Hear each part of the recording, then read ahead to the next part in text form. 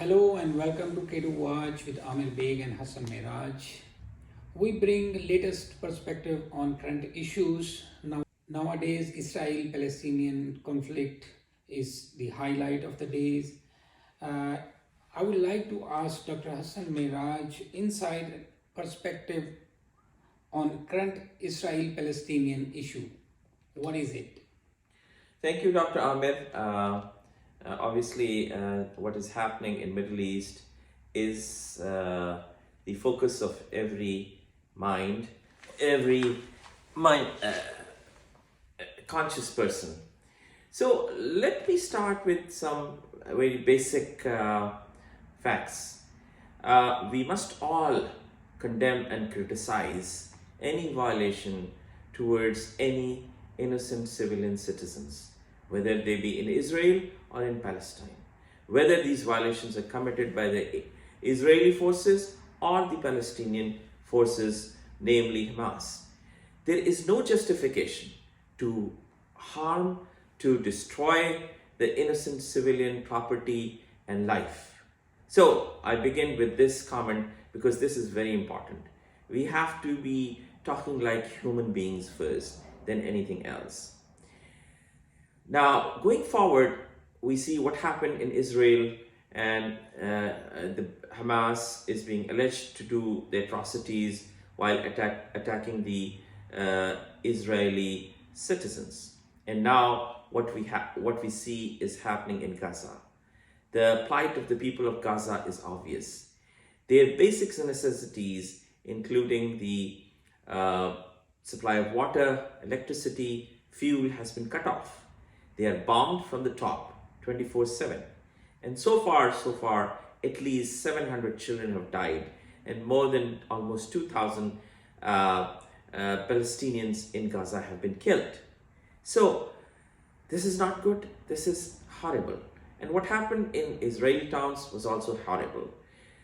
But what happened in Israeli towns cannot be corrected by killing innocent Palestinians in Gaza. There is another very important perspective to this issue, and that is that Hamas is an organization and Palestine and Israel is a state. There is a big difference between an organization and a state. State is a member of UNO, has responsibilities, has taken oath to follow certain international laws. And therefore, Israel has a bigger responsibility, much higher responsibility to follow international laws, humanitarian laws. And therefore, on humanitarian basis, there is no justification to kill people by not giving them water and basic necessities of life. If the war is between Israel and Hamas should be targeted, not the innocent Palestinians. They have the right to live, and the fight between Hamas and Israel should not perish innocent children, women, and elderly in Gaza. Moving forward, what is going to happen now? It is very, very tragic that something even worse may happen now. The Israeli forces are planning to go into Gaza. Going into Gaza is a very serious and very dangerous maneuver, because getting into a populated area like Gaza, north or south, and fighting Hamas from street to street will be very difficult for the Israeli forces. The Hamas fighters will definitely give a tough time, and there is a possibility of high casualty on both sides. And that is why Israel has taken so long to think. Their plan to ask the Palestinians to move to the south means that they want to destroy the infrastructure of Hamas. But once that happens, we don't know if the Hamas fighters will move along with the Palestinians to the south. So they may crush the infrastructure of the Hamas but the fighters, along with the hostages, will be moving to the south. So they will be still spared. The fight against Hamas will not be, of course, successful as per Israeli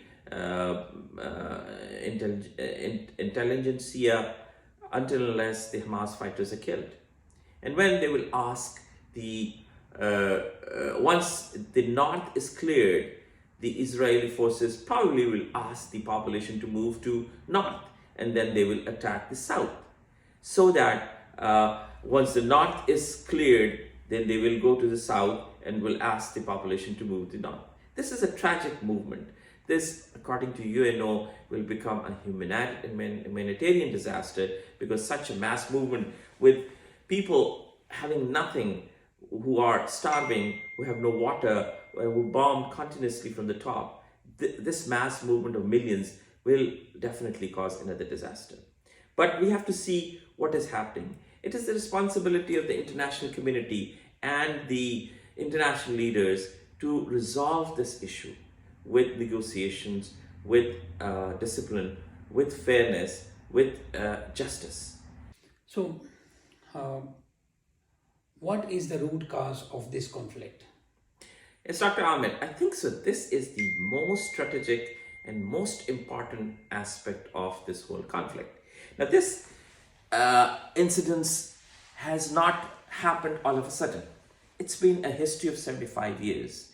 And I won't, give details and would not go into details because everybody knows the details. But this is a 75 years old issue. And this bloodshed has been going on for 75 years. Both sides are ready to hurt each other. But the root cause is again in the history.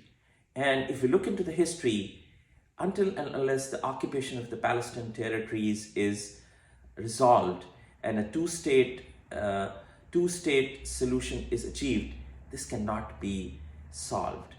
And this current latest conflict is again based on this root cause, which demands that the two nations solution should be established, in which a Palestinian state, which is viable, which is stable, progressive, and not there to destroy Israel. Two nations and two countries have to be living together. So that would be the solution to it. Otherwise, all these things will again return back. Okay, how would you compare Kashmir and Punjab conflicts in India with the Palestinian issue? Yes. So on the face of the earth, we are dealing with many issues, but probably these three issues are on the top: the Kashmir, the Palestine, and the Punjab. The Kashmir and Punjab issues in India are similar to Palestine issue. The people of Kashmir and the people of Punjab do not want to live with India. They want to exercise their right to decide their fate. But again, the Indian authorities have been crushing both communities, both nations of Kashmir and nation of Punjab for the last another 70 years. So there is a lot of similarity, and I think so. There is a need to look into the fairness and the justice that should prevail. Similarly, in Kashmir, they have a UN resolutions. They have a lot of new UN resolutions that support their right for determination of their future.